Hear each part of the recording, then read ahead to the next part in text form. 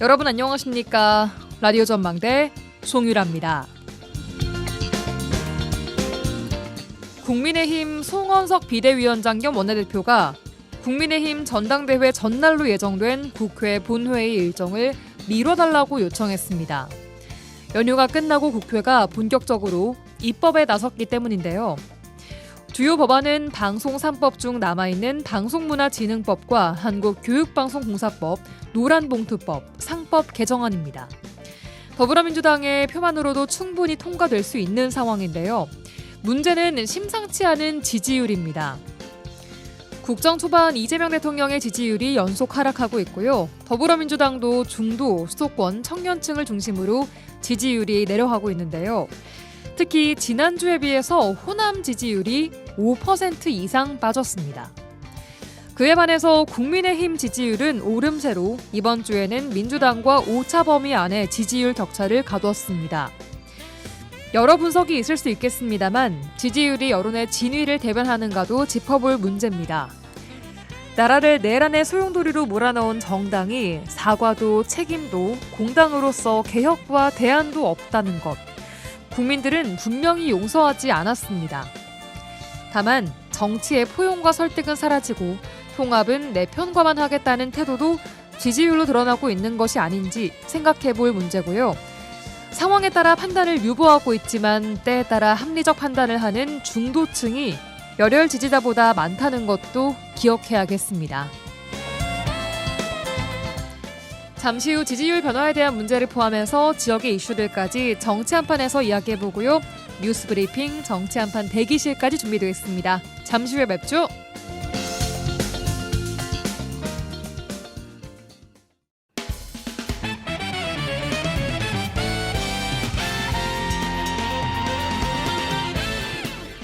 라디오 전망대 8월 19일 화요일 순서 출발합니다. 지역 뉴스부터 정리해보죠. 여성신문의 장봉현 기자와 함께하겠습니다. 안녕하십니까? 네, 안녕하세요. 장봉현입니다. 네, 안녕하세요. 첫 뉴스입니다. 최근 순천 정치권이 시끌시끌한데 이번에는 교부금을 얼마를 확보했느냐를 놓고 국회의원들의 성적표가 나왔다고요? 네, 그렇습니다. 전남 지역 국회의원 10명이 올해 상반기 정부로부터 확보한 특별 교부세가 총 312억 원인 것으로 조사가 됐습니다. 예. 의원 1인당 평균 31억 원 정도인 거고요. 지역구 의원 가운데 문금주 의원과 이계호 의원이 각각 50억 원을 확보해서 전남 지역 국회의원 중 가장 많은 특별 교부세를 확보를 했더라고요. 예. 뒤이어서 권향엽 의원이 총 45억 원을 확보를 했고요. 박지원 의원이 44억 원, 서삼석 의원이 41억 원, 신정훈 의원이 39억 원, 그리고 김원희, 주철현, 조계원 의원 순이었는데요. 그런데 김문수 의원은 의원 10명 중 가장 적은 8억 원으로 최하위를 기록을 했습니다. 예. 그런데 김 의원 같은 경우는 지난해 상반기에도 전남에서 가장 적은 6억 원을 확보하는 데 그쳐서 2년 연속 최하위 의원이다. 그런 불명예를 쓰게 된 겁니다. 예, 이 특별 교부세라는 게 예기치 못한 재난이나 긴급한 지역 현안 또 특정 사업 추진에 대한 대응하기 위해서 중앙정부가 지자체에 한시적으로 지원을 하는 예산인데 이게 국회의원 개개인의 능력의 기준으로 봐야 합니까? 네, 무조건적으로 이게 국회의원 능력이다 그런 지표로 활용할 수 없습니다. 왜냐하면 지역에 어떤 특별 현안이 있으면 그만큼 예산이 더 많이 내려오게 되는 거고 예를 들면 재난이 있다 그러면 훨씬 더 많이 내려오게 되는 건데 네. 아무튼 일각에서는 이번 특별 교부세 확보 실적이 국회의원의 정치적이나 지역 기여도를 평가할 수 있는 하나의 기준이다 그런 해석도 나오는 건 사실이거든요. 예. 그래서 지역 정치권에서는 이번 결과에 뒷말이 나오고 있습니다. 또 무엇보다도 김문수 의원은 자신의 SNS에 카드 뉴스를 만들어서 이 8억 원을 확보를 했다 그렇게 홍보를 하고 또 그러면서 또 일각에서는 왜 8억 원밖에 확보하지 못했냐 그러니까 이거 그렇게 적게 확보한 것은 자신의 잘못보다는 순천시 때문이다. 그런 이상한 논리를 펴면서 좀 시끄러워졌다고 볼 수가 있거든요. 예. 아무튼 김 의원은 행안부 특교세 8억 원의 진실이라는 글을 자신의 SNS에 올렸는데요. 예. 그 글을 소개를 하자면 국회의원별로가 아닌 시군별로 특교세를 지급하다 보니까 시군 4군데 지역구를 가진 국회의원들의 특교세 합계가 좀 많다. 그러면서 에둘러서 권향엽 의원을 직격을 한 겁니다.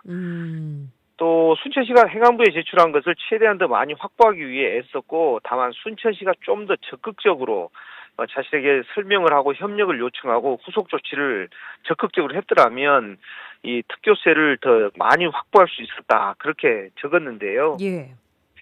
그러면서 순천시는 작년에 자신이 그 예결위원장으로 있었을 때도 먼저 오지 않았고, 또 도와줄 테니 제발 와달라고 했는데도 그 다음날 부시장 등이 찾아왔다, 그렇게 또 주장을 했습니다. 그러면서 이번에도 순천시가 저에게 찾아오기는커녕 내용을 알려주지도 않았다. 오히려 저희가 먼저 특교세 신청 내역을 순천시에 달라고 해서 목록을 확인했는데 확인했다, 그렇게 하면서 교부세 확보 핑계를 순천시 탓으로 돌렸습니다. 예, 김문수 의원과 순천시 간에 좀 시끌시끌한 소식들이 계속 들려오는 것 같습니다. 솔직히 지역에서는 피로도가 좀 심하다고 해요. 정말로 이걸 순천 지역 정치 쳐다도 보기 싫다, 그런 말도 많이 하거든요. 예, 알겠습니다. 네, 다음 뉴스 듣겠습니다. 전남 동부권 경제가 중국산 공급 과잉, 또 미국의 50% 고율 관세 부과로 흔들리고 있는데요. 석유화학 산업뿐 아니라 철강 산업 부분에서도 이게 단순한 생산량 감소를 넘어서 수출, 고용, 세수 전반에 걸친 충격이 현실화되고 있다고요. 네, 맞습니다. 국내 철강 산업은 악화 흐름이 지속되고 있습니다. 건설, 자동차, 조선 등 주요 수요 산업의 침체로 매수 수요가 감소하면서 한국철강협회는 올해 국내 철강 소비량이 4,610만 톤에 그칠 것으로 전망을 했는데요. 예. 문제는 최근 3년간 12% 이상 감소한 수치라는 겁니다. 이 수치가요. 예. 또 중국 등에서 저가 철강제가 대량 유입되면서 국내 가격 경쟁력도 약화되고 있습니다. 실제 중국산 철근 가격은 톤당 130만 원에서 70만 원 하락을 해서 국내 철강업계를 압박을 하고 있습니다. 예. 여기에 뭐 아시다시피 미국 관세 압박으로 407종의 철강, 알루미늄 이런 파생 상품의 50%의 고율 관세를 부과하기로 하면서 한국산 철강 제품의 수출 경쟁력도 위협을 받고 있습니다. 예. 광양은 포스코 광양제철소를 중심으로 전국 철강 생산량의 약 34%를 차지하는 철강 산업 중심지인데요. 예. 그러나 글로벌 가격 하락과 수출 단가 약세의 영향으로 2024년 광양 지역 철강제 수출액은 2023년 대비 4.7% 감소한 82억 달러에 그쳤습니다. 예. 문제는 수출 감소세가 지역 경제 위축으로까지 직결되고 있다는 거거든요. 최근 2년간 광양만권 철강 기업들은 생산이 13%, 수출이 10.3%, 지방세 수입이 24% 각각 감소한 것으로 나타났습니다. 악순환이 지금 계속 벌어지고 있는 겁니다.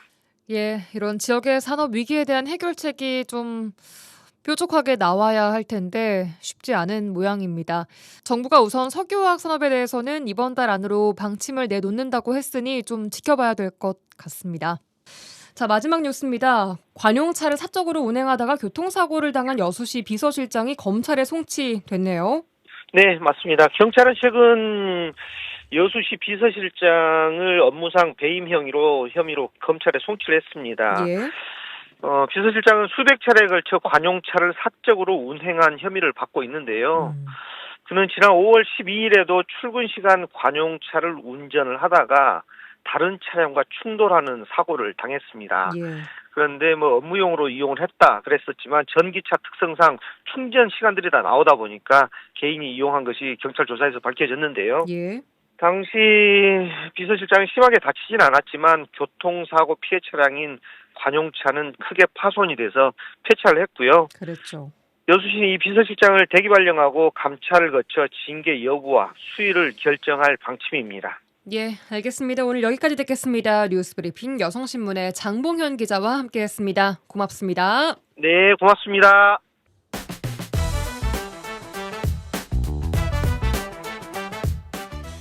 네, 복잡하고 어려운 뉴스 때문에 정치 토론 어려우십니까? 잠시 뒤에 있을 정치 한판 이슈들 친절하게 풀어주는 정치 한판 대기실 함께하겠습니다. 김진호 아나운서 어서 오세요. 네, 안녕하세요. 김진호 아나운서입니다. 네, 반갑습니다. 네. 프로 질문 지난주에 어떻게 좀 도움이 됐습니까? 정치 한판 듣는데. 정말 도움이 많이 돼가지고 네. 제가 좀 이해를 잘 많이 했고요. 확실히 이 시간이 필요하다라는 생각을 했습니다. 강요는 아니고요. 네네네. 강요는 아니고요. 네. 자, 바로 가보죠. 네, 이번 주도 참 뉴스가 많았는데 네. 국민의힘 이야기 먼저 좀 하겠습니다. 먼저 이 당사에 대해 좀 특검 압수수색이 들어갔어요. 그렇습니다. 지난 13일 김건희 여사 관련 의혹을 수사 중인 민중기 특별검사팀이 국민의힘 여의도 당사에 대해 전격 압수수색을 시도했습니다. 하지만 이에 거세게 반발한 국민의힘 측과 12시간 넘게 대치하던 끝에 특검이 철수했는데 어제 김건희 특검팀은 다시 국민의힘 중앙당사에 대한 압수수색을 시도를 했습니다. 특히 500만 명에 달하는 당원 명부까지 요구했다라고 알려지고 있고요. 야, 근데 이게 저는 사실 궁금한 게 압수수색하고 있는 이유가 뭔가요? 네, 이유. 크게 두 가지입니다. 자, 먼저 건진법사와 통일교 인사들이 김건희 여사에게 사업을 청탁했다는 의혹, 여기서 고가의 선물까지 오갔다 이런 정황이 드러났죠. 네. 또 하나는 연관되어 있는 건데 통일교회 교인들을 대거 국민의힘에 입당시켜서 당시 권성동 의원을 당대표로 만들려고 했다라는 정치 개입 의혹인데요. 두 사건이 유기적으로 연결된 맥락에서 특검은 김건희 씨 관련 의혹을 수사를 하면서 통일교가 권성동 의원을 지원한 정황까지 함께 살피고 있는 것으로 보입니다. 그러면 아무래도 국민의힘은 강하게 반발하고 있는 거죠? 그렇습니다. 국민의힘은 이번 압수수색을 정치적 보복이자 야당 탄압이다라고 주장을 하면서 반발하고 있는데요. 수사가 너무 과도하다라고 비판을 하면서 특히 당원 명부까지 요구한 점을 두고는 국힘 내에서는 수사가 아니라 폭력이다라는 표현까지 나오고 있고 압수수색을 극렬하게 좀 막고 있습니다. 아, 그렇구나. 그래도 뭐 특검이 꼭 필요한 거니까 수사를 한다는 거 아닐까요? 그렇습니다. 특검은 김건희 여사와 관련된 의혹이 실체를 밝히기 위한 필수적인 조치라고 주장을 합니다. 하지만 국민의힘은 여전히 이를 정치적인 공세로 보고 당내 단결을 다지려는 움직임을 보이고 있습니다. 특히 전당대회가 사흘 앞으로 다가왔기 때문에 더 좀 예민해질 수밖에 없는 그런 상황이라고 볼 수 있겠습니다. 근데 방금 말씀하신 그 전당대회 여기서 그 새 당대표가 선출되는 거죠? 네, 그렇습니다. 사흘 뒤인 이번 주 금요일이면 국민의힘의 새 당대표가 뽑히게 됩니다. 네. 현재 상황을 보면은 총 4명이 후보로 올라와 있는데 네. 먼저 윤석열 전 대통령 탄핵을 찬성했던 찬탄파죠. 조경태, 안철수 후보가 올라와 있고요. 네. 탄핵을 반대했던 반탄파 김문수, 장동혁 후보 총 4명이 올라와 있습니다. 지난 일요일까지 2차 토론회까지 진행을 했는데 이 토론회에서는 계엄 탄핵에 대한 입장부터 특검 대응 방안 그리고 결국은 윤 전 대통령과의 관계는 어떻게 할 것인지에 대한 공방이 이어졌습니다. 4명 중에 가장 앞서고 있는 후보는 누군가요? 네, 이번 선출 방식은 당원들의 표심이 절대적입니다. 네. 그렇기 때문에 윤석열 전 대통령 탄핵 반대를 내세웠던 대선 후보였던 김문수 후보가 우세하다는 평가가 좀 나오고 있어요. 그래서 이제 그렇다고 무조건 김문수 후보가 된다. 유리하다라고 볼 수도 없는 것이요. 김 후보가 우세해도 지지율이 지금 과반을 넘기지는 못하고 있다라는 겁니다. 어쨌든 투표에서 1등하면 선출되는 거 아닌가요? 아닙니다. 1차 투표에서 만약에 과반 득표자가 나오지 않으면 그러니까 김문수 후보가 1등을 한다고 하더라도 네? 과반이 안 넘으면 다시 1, 2위 후보 간의 결선 투표가 진행되는 방식입니다. 아, 그렇구나. 따라서 반탄인 김문수 후보가 1위를 했지만 과반을 못 넘겼다는 가정하에 결선 투표가 진행이 되면 누가 2위에 올라설 것인가에 따라서 구도가 달라지게 되겠죠. 1, 2위끼리 반탄 후보끼리 붙을 수도 있을 것이고 찬탄과 반탄이 다시 정면 승부를 펼칠 수도 있게 된다라는 지금 예상입니다. 그래서 이제 찬탄 후보들 조경태, 안철수 후보 이 두 후보가 좀 어쨌든 약세에 있으니까 네네. 두 후보를 좀 단일화하면은 좋지 않을까 이런 여론들도 나오고 있는데요. 찬탄 조경태 후보는 안철수 후보에게 혁신파 단일화를 거듭 제안을 하고 있지만 안 후보는 좀 선을 좀 긋고 있는 모양입니다. 네. 하지만 찬탄 진영에서는 한동훈 전 대표를 비롯해서 단일화를 해야 된다라는 요구가 좀 커지고 있고요. 그래서 막판 연대를 통해서 판세를 좀 뒤집어 보자라는 얘기가 나오고 있습니다. 그렇군요. 이제 오늘 3차 방송 토론회를 열고 결선 투표로 가게 된다면 23일 한 차례 더 토론회를 열어서 26일에 최종 대표를 선출하게 됩니다. 야, 이렇게 또 국민의힘 이야기가 좀 잘 정리가 되는 것 같은데 한편 이재명 대통령의 지지율이 취임 이후에 최저를 기록했다고요? 그렇습니다. 리얼미터가 에너지경제신문 의뢰로 지난 11일부터 14일까지 전국 18세 이상 유권자 2,003명을 대상으로 이재명 대통령 국정수행 잘하고 있는지에 대한 평가를 조사를 했는데요. 긍정적인 평가를 할 유권자는 51.1%로 전주 대비 5.4%포인트가 하락을 했습니다. 네. 특히 일간, 그러니까 하루 기준으로 봤을 때 14일 기준 48.3%를 기록을 하면서 처음으로 50%의 벽이 깨졌다라고 지금 평가가 되고 있고요. 지지율의 하락세는 일단 한 주 동안 쭉 이어져 오고 있습니다. 2주째. 아무래도 지난주에 저희가 이야기했던 광복절 특별 사면 이것의 영향일까요? 그렇습니다. 아무래도 광복절 특별 사면 논란이 가장 큰 것으로 분석이 되고 있고요. 리얼미터 분석을 또 보니까 이 외에도 주식 양도소득세 기준을 둘러싼 여권 내 혼선이 이어지고 있습니다. 지금 대주주의 기준을 어떻게 봐야 할 것인가, 10억 이상인지 50억 이상인지 이런 걸 두고 여권 내에도 혼선이 이어지고 있다는 점이 작용을 했다. 네. 그리고 전직 대통령 부부 동시 수감으로 인해서 정치적인 부담감이 좀 커졌을 것이다 라는 것도 영향을 준 것으로 풀이가 되고 있습니다. 네. 실제 정치권에서는 어떻게 보고 있는지 제가 잠시 뒤에 직접 두 분께 물어보도록 하겠습니다. 네. 저도 잘 듣겠습니다. 저는 그러면 다음 주에 프로 질문러 다시 찾아오겠습니다. 네, 고맙습니다. 김진우 아나운서와 함께했습니다. 고맙습니다.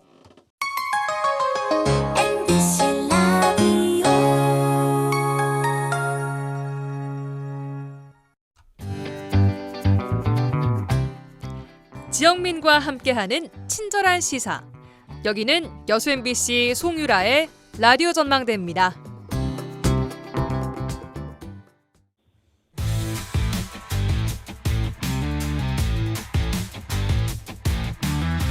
라디오 전망대 정치 한판.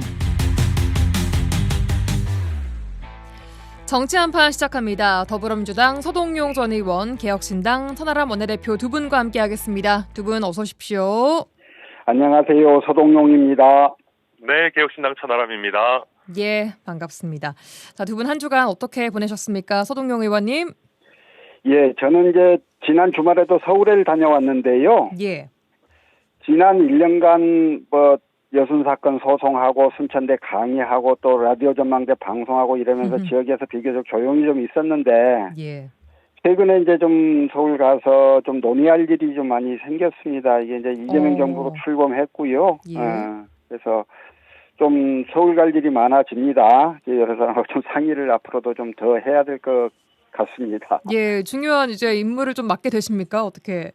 아니요. 그런 건 아니고요. 예. 제가 좀 편하게, 좀 편한 분들하고 여러 가지 좀 서로 상의하고 논의하고 그렇게 하고 있습니다. 그렇군요. 천하람 대표님께서는 한 주간 잘 보내셨습니까? 네, 뭐 바쁘게 보냈습니다. 그 광복절이 지난주에 있었지 않습니까? 그렇죠. 그러다 보니까 이제 광복절 관련해서 또 조국 전 대표 내외나 또 윤미향 전 의원 사면이 굉장히 뜨거운 주제가 됐기 때문에 그런 부분에 대해서 좀 적극적으로 언론의 입장도 피력하고 예. 또 관련해서 광복절 그 국민 임명식에는 저희가 불참을 했습니다만은 공식 예. 오전에 행사 이런 부분들 참여하면서 또 바쁘게 보냈습니다. 예, 알겠습니다. 자, 지난 한 주간 또 많은 이슈가 있었는데 먼저 이재명 대통령 국정수행 지지도부터 좀 보겠습니다. 리얼미터가 전국 18세 이상 유권자 2,003명을 대상으로 조사를 한 결과 이재명 대통령의 국정수행 지지도가 51.1%로 전주 대비 5.4%포인트가 하락했습니다. 먼저 서동용 의원님, 원인 뭐라고 보고 계십니까? 예, 우선 저는 이제 5년 전에 그 말씀하신 대로 국정지지가 그렇게 하락을 했는데요. 예. 민주당 지지도도 전주 대비 8.5% 하락해서 7개월 예. 만에 40%대로 떨어졌고요. 예. 지역별로 좀 보니까 강주 전남, 그러니까 그 강주 전남부 호남이 73%로 가장 높긴 해도 대통령 지지도가 예. 전주 대비 5.2% 하락했고요. 인천 경기는 50.9%로 지난조사보다 11%가량 떨어졌어요. 예, 민주당 지지 말씀하시는 겁니까? 아니, 대통령 지지도예요. 대통령 지지요. 예. 예. 연령대별로도 보면 40대가 63%로 가장 높고 20대가 34.4% 가장 낮은데 저는 이제 전체적으로 좀 지지율 하락이 좀 의미 있게 진행되고 있는 거다. 그런 의미 측면에서는 있게 진행되고 있다. 예. 그런 측면에서 조금 경계심을 가지고 좀 이재명 정부가 바라봐야 할 지점이다라는 생각은 듭니다. 네, 지난주에 앞으로 추이를 좀 지켜봐야 할 것이다라고 했는데 지난주부터 좀 이어지고 있기는 하거든요. 특히 이 조국 전 대표 사면 이후에 지지율 하락이 이어지고 있는 부분은 어떻게 좀 보십니까, 서 의원님? 저는 이제 근데 그 많은 전문가들이 조국 전 대표 사면을 이야기를 하고는 계시는데요. 예. 근데 그게 2주 연속 지지율 하락의 원인이다라고 하는 부분은 저는 사실 동의는 잘 안 돼요. 그래요? 예, 조국 전 대표에 대한 사면 복권의 경우 찬반의 견해는 따로 있겠지만 사전에 예견되었던 일이거든요. 8.15 사면 훨씬 전부터 그 가능성이 이야기됐고 그에 대한 찬반 의견이 충분히 격인되었던 사안이에요. 이미 그건 반영이 됐었을 것이다, 진작? 이미 반영이 됐다라고 보기 때문에 그것 때문에 2주 연속 떨어진다. 이건 저는 사실은 동의는 잘 안 되는 지점입니다. 그래요. 그러면은 뭐 때문이라고 보십니까? 지난주 이제 대통령 지지도 조사에서 TK, PK 지역 지지도가 대폭 하락됐던 거를 우리가 봤거든요. 한 18%, 17점 몇 프로 이렇게요. 그간 열세 지역임에도 대통령 지지율을 받쳐줬던 영남 지역의 지지율이 빠지고 있는 거거든요. 예.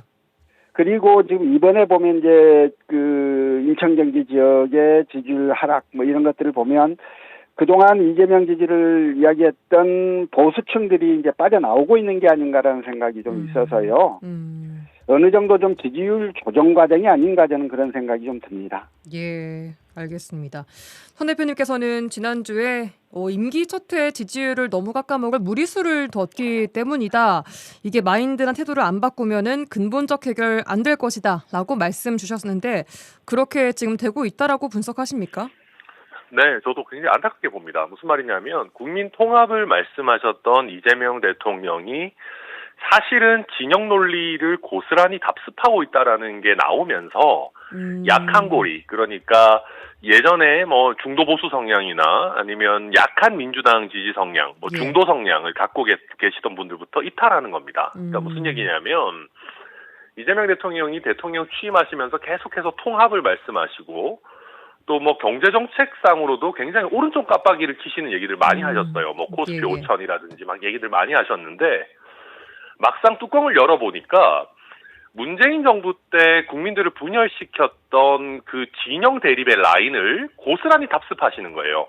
그러니까 저는 조국 전 대표의 사면이 그 자체로 뭐 얼마나 지지율 깎아먹겠냐 하는 그 서동용 의원님 말씀에도 일정 부분은 공감합니다. 그러니까 조국이라는 인물 한 사람이 파급하는 거라고 하기에는 너무 큰 건 맞아요. 근데 이게 왜 파급력이 이렇게 크냐면 조국이라는 인물의 문제가 아니라 기존에 우리가 겪었던 조국으로 인한 우리 사회 갈등을 이재명 대통령이 제대로 된 설명 없이 그대로 답습을 하고 있기 때문에 결국 그 진영 라인대로 다시금 거기에 동의하지 않는 조국이 피해자다라는 거에 동의하지 않는 국민들을 밀어내고 있는 거죠. 그러다 보니까 이게 대통령의 통합이라는 게 점점 공허해지면서 대통령을 약간 믿어볼까? 아, 정말 통합을 하려나? 진영 논리에서 벗어나려나? 했던 예컨대 아까 말씀하신 TK, PK 그리고 2030 이런 쪽에서 지금 지지율 이탈이 가속화되고 있다. 저는 그렇게 분석합니다. 예, 알겠습니다.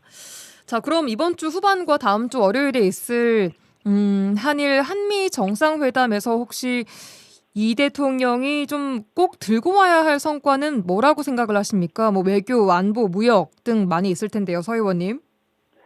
이게 뭐 성과를 제대로 낼 수 있을지 사실 잘 모르겠어요. 왜냐하면 워낙 사안들이 좀 복잡하게 얽혀 있어 그렇죠. 예. 저는 그런데 이제 이번 한일 한미 회담을 두고 조금 근본적인 그 한미일 관계의 복원이라고 하는 점을 이재명 대통령이 이번에 좀 그 잘 좀 풀어내셔야 한다라는 생각이 있는데. 관계 복원이요? 예. 그러니까 윤석열 정부가 굉장히 망쳐놨던 한미일 관계가 있어요. 한국은 오랫동안 한미동맹의 틀 안에서 일본과는 우호적인 관계를 유지하면서도 중러 등 북방국가들과 적대적 관계가 되지 않도록 현명하고 실효적으로 잘 관리해왔거든요.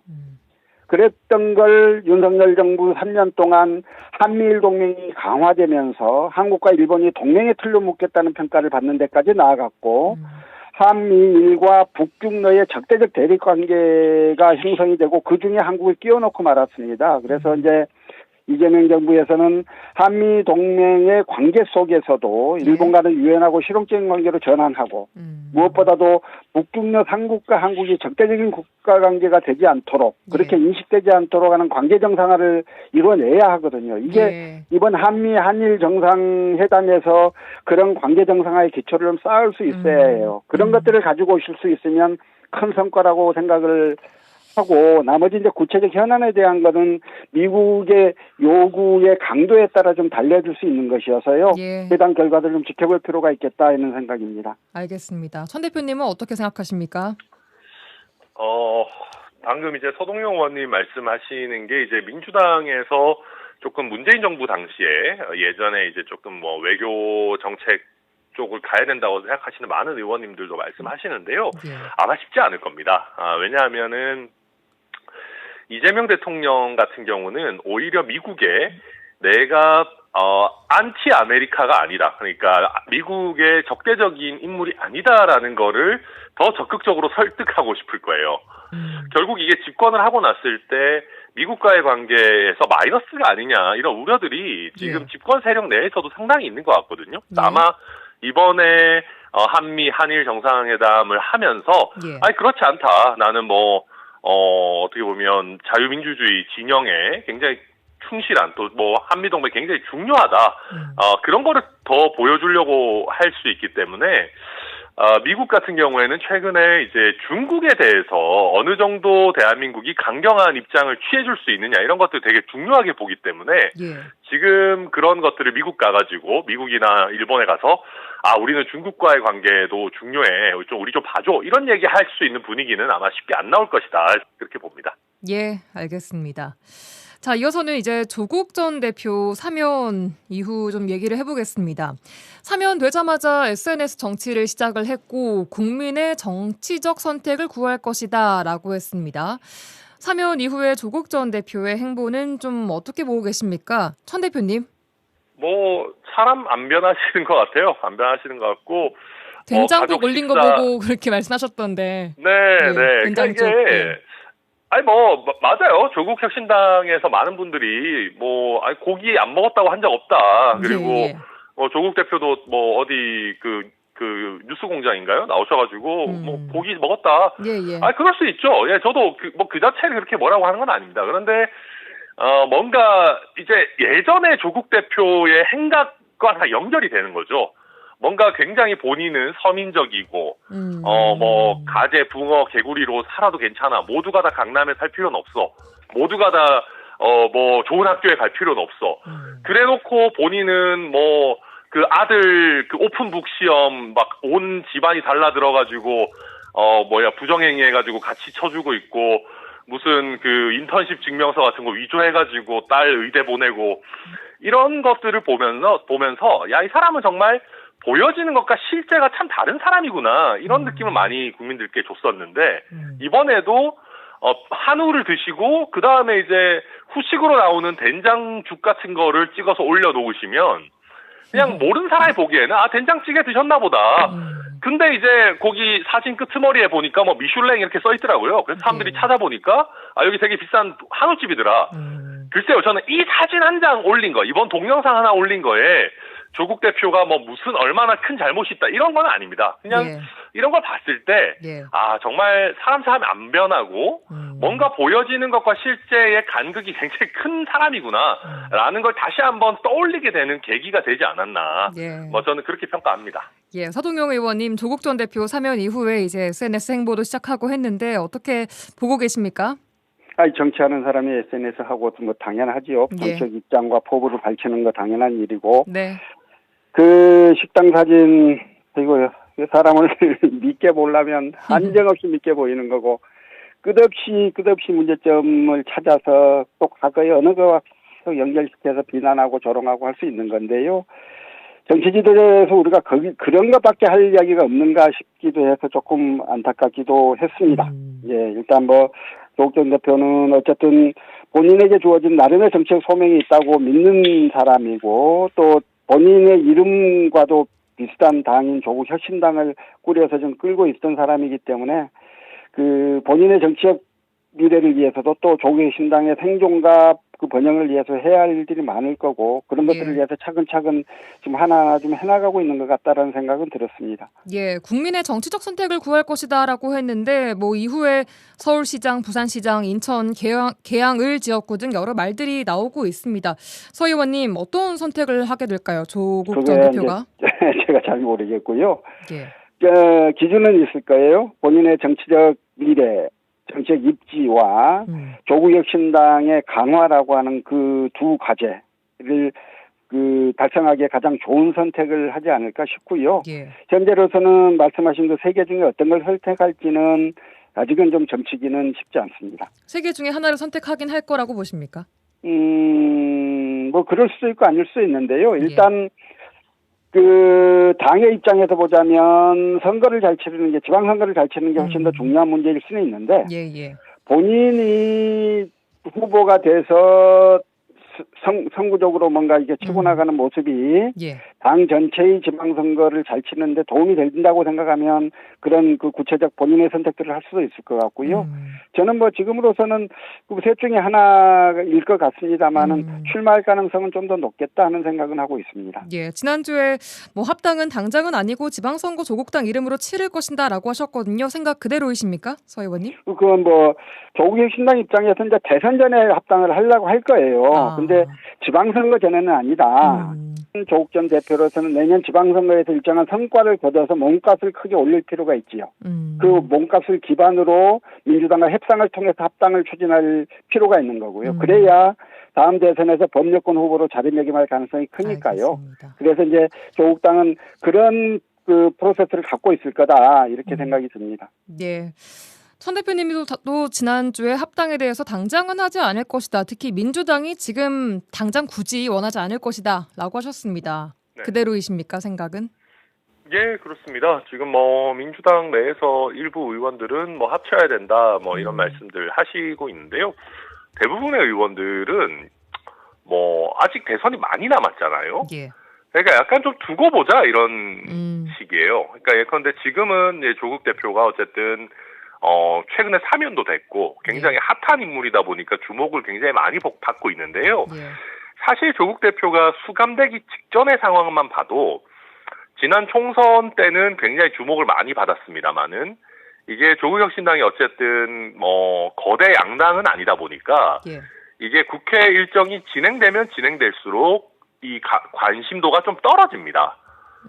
그거는 사실 저희 개혁신당도 마찬가지입니다. 저희 개혁신당도 총선이나 대선, 선거 때 있는 관심도에 비해서는 일상적인 의정활동에서 좀 떨어지게 되거든요. 그러다 보니까 굳이 급하게 할 필요 있냐? 좀 지켜보자. 그리고 현실적으로 조국혁신당 구성원들이 민주당 내에 진입을 하게 되면은 공천 경쟁이 더 치열해지거든요. 그러니까 지방선거 준비하는 분들도 그렇고 지금 현역 의원들도 그렇고 굳이 빨리 합쳐가지고 경쟁장 늘릴 필요 없지 정도의 생각들을 많이 가지고 있는 것 같습니다. 근데 저는 이제 그 말씀에 동의하면서도 이 민주당 입장에서 만약에 내년 지방선거에서 조국혁신당과 경쟁을 했다가 특히 호남에서 경쟁을 했다가 패배하거나 대등하는 게임을 하게 되면 그게 갖는 그 상황들은 또 더 복잡해질 수 있거든요. 예, 그래서 이제 민주당이 지금 의석수가 충분하니까 국정 운영과 관련해서는 조국혁신당과의 합당이 크게 필요치 않을 겁니다만 지방선거라는 변수가 있기 때문에 기회가 되면 좀 빨리 합당을 해버릴 그런 필요는 아마 내부적으로 느낄 수 있겠다 하는 그래요. 생각은 있습니다. 알겠습니다. 자, 국민의힘 상황 잠깐 보겠습니다. 일단 특검의 수사, 국민의힘 중앙당사 압수수색이 진행이 되고 있는데 오히려 국민의힘 지지율은 좀 오르고 있습니다. 이유 뭐라고 보십니까, 전 의원님? 이거는 국민의힘이 잘해서 오른 게 아니고요. 그러니까 제가 또 말씀드렸듯이 이재명 대통령이 최근에 이제 사면이라든지 뭐 또 여러 가지 뭐 노란봉투법을 포함한 또 뭐 대주주요건 강화 이런 걸 포함한 조금 진영 논리에 충실한 길을 가면서 예. 보수 진영이 반대로 결집하게 된 겁니다. 그리고 뭐 국민의힘에 계시는 분들은 우리가 뭐 압수수색도 당하고 두드려 맞고 하는 게 도움이 되지 않았겠냐 뭐 그럴 수도 있습니다. 예, 근데 이제 예. 그것보다는 예. 현실적으로 지금 국민의힘 전당대회가 진행 중이잖아요. 예. 그렇게 되면은 아무래도 국민의힘 지지층이나 특히 당원들 같은 경우에는 여론조사 응답률이 높아지거든요.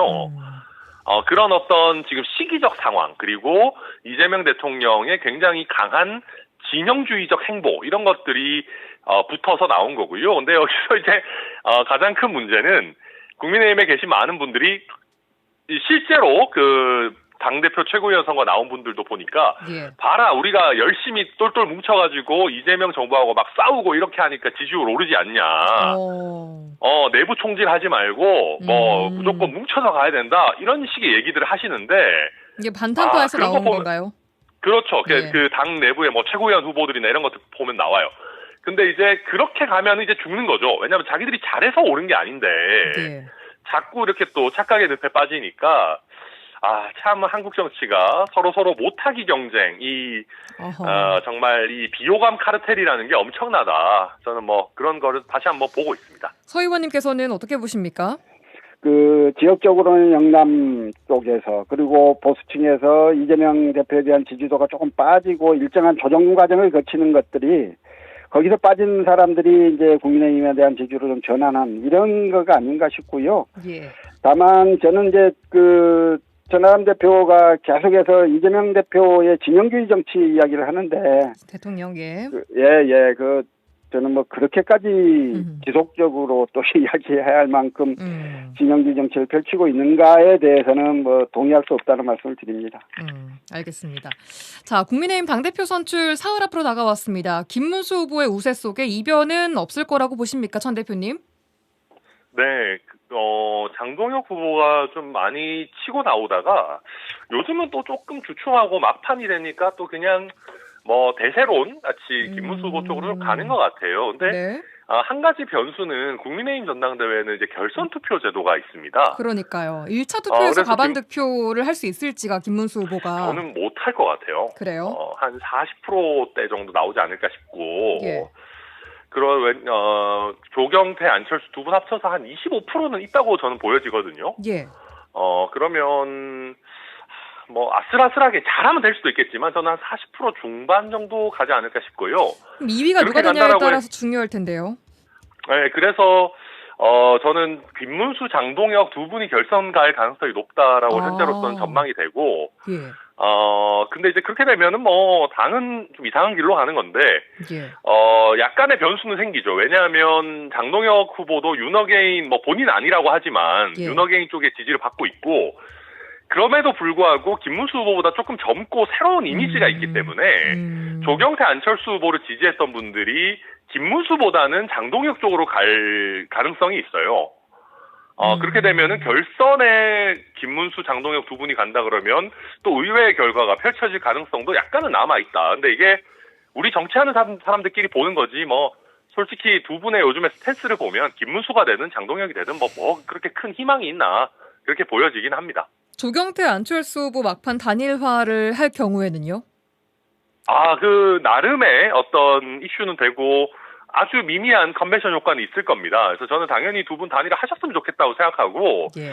그렇게 한다고 하면 장동혁 후보와의 2위 경쟁을 조금 더 불을 붙여서 뭐 결선까지 끌고 갈 수 있는 정치적 에너지를 만들 수 있지 않을까. 그래서 저는 단일화 하시는 게 좋을 것 같은데 뭐 이게 막상 후보가 되면은 예. 또 단일화 하는 게 쉽지 않습니다. 그래서 저희도 지난 대선에 뭐 단일화 압박 많았었기 때문에 남들한테 단일화 하라고 압박을 주고 싶지는 않습니다. 알겠습니다. 서동용 의원님은 현재 국민의힘 당대표 후보 가운데 어떤 후보가 지금 우세하다고 보고 또 결과는 어떻게 될 거라고 예측하십니까? 저는 그러니까 안철수나 조경태 중에 한 사람이 될 수 있느냐 없느냐가 국민의힘의 미래를 결정하는 결정적 요소일 거다. 예. 이 민주주의를 훼손하고 민주주의를 파괴하는 내란 행위를 저질렀던 윤석열을 옹호하고 방어했던 사람들이 다시 당대표가 되는 것. 이거는 정말 국민의힘이 죽음의 길로 가는 거다라는 생각이어서요. 예. 지금 뭐 김문수가 됐건 장동인이 됐건 크게 중요하지 않을 것 같고 안철수나 조경태가 될 수 있는지 여부가 문제일 텐데 예. 지금 전체적으로 좀 언론을 통해서 볼 수 있는 분위기로는 그건 쉽지 않아 보인다 하는 생각 정도입니다. 알겠습니다.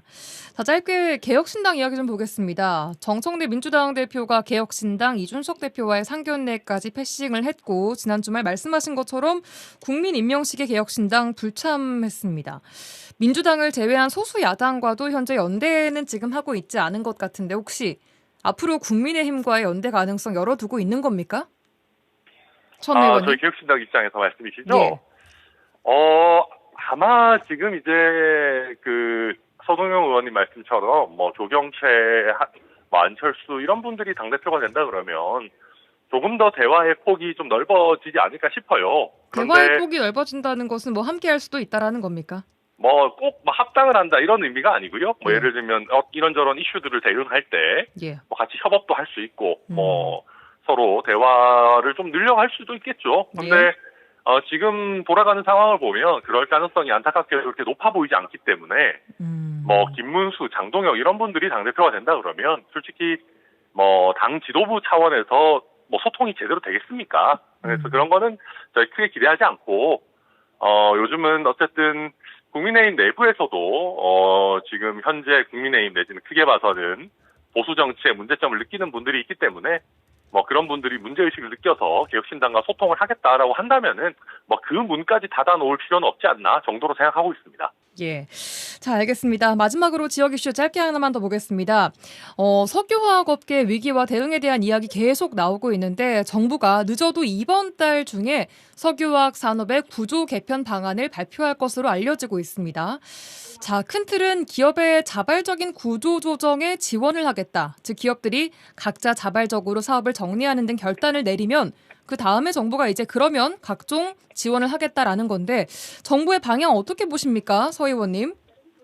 일단 그 석유화학 산업의 구조 개편 방안을 이번 달 발표하겠다는 늦어도 너무 늦은 거잖아요. 전 정부는 뒷짐을 지고 방관했고 기업은 규제 리스크에 몸을 사리면서 점차는 해결책을 내놓지 못하였던 건데요. 좀 이제라도 뭔가 제 구조 개편 방안을 발표하는 거에 대해서는 뭐 잘된 일이다 하는 평가를 좀 하고는 싶습니다. 그런데 이번 이제 보도를 보면 예. 산업부가 독자적으로 방책들을 만들어내는 게 아니라 지금 각 기업들이 구조 자구 계획들을 짜고 있다는 거고요. 예, 예. 그 기업들이 내놓은 자구 계획에 맞추어서 그 행정적 재정적 지원을 정부가 하겠다라는 발표를 한다는 거여서 저는 그게 상호 작용에 의해서 좀 실질적이고 그리고 그 효과 있는 그런 좀 구조 개편 방안들이 나왔으면 좋겠다는 생각입니다. 고용 불안을 막기는 힘들어 보이지 않겠습니까? 예, 제일 걱정이 지금 정부의 석유화학 산업 구조 개편 방안이라고 하는 게 자칫 회사는 살리면서 회사만 살리는 방안이 되지 않을까 하는 거거든요. 예. 그래서 구조 개편을 통해서 회사의 생존을 유도하되 그동안 공급과잉과 수요 부진, 중국과 중동의 설비 확장 등과 같은 대외 여건들을 제대로 대비하지 못해서 지금의 상황에 이르게 된 게 회사인데 그 회사의 책임을 면하고 그 고통을 지역과 노동자에게만 전가하는 방식의 구조 개편 방안 이건 절대 안 된다라는 말씀을 좀 드리고 싶고요. 예. 이 구조 개편 방안 그 과정에 노동자들에 대한 부분, 특히 지역에 대한 그 상생의 방안들이 반드시 좀 같이 나와야 할 거예요. 그게 나오지 않는다면 굉장한 비판을 받을 수밖에 없을 거다 하는 말씀을 드리고 싶습니다. 예, 천 대표님은 이번 정부의 방향 어떻게 좀 보고 계십니까? 네, 뭐 저도 서 의원님 말씀처럼 너무 늦은 감이 있다라는 거 좀 안타깝게 생각하는데 신정부 출범 이후에 뭐 그렇게 오래되지는 않았으니까요. 예. 그리고 고용 문제에 다른 대해서는 방법이 다른 방법이 많지 않아요. 지금 구조조정을 하는 거를 어떻게 보면 직간접적으로 지원하는 거 외에 지금 대통령께서 뿌릴 씨앗이 없다 이러고 있는 상황 속에서 어마어마한 지원을 하기가 지금 간단치는 않을 겁니다. 그럼에도 불구하고 서 의원님 말씀처럼 이게 이제 단순히 기업의 어떤 체질 개선의 문제가 아니라 그 과정에서 우리 지역사회에서 실직을 하고 또 지역사회 경기가 얼어붙는 문제들이 있기 때문에 이런 부분들에 대해서 어느 정도 종합적인 대책을 내놓느냐, 저도 그 부분이 굉장히 중요할 것이다 이렇게 봅니다. 예, 알겠습니다. 오늘 여기까지 듣겠습니다. 정치 한판 더불어민주당 서동용 전 의원, 개혁신당 터나람 원내대표 두 분과 함께했습니다. 두 분 오늘도 고맙습니다. 수고하셨습니다. 감사합니다.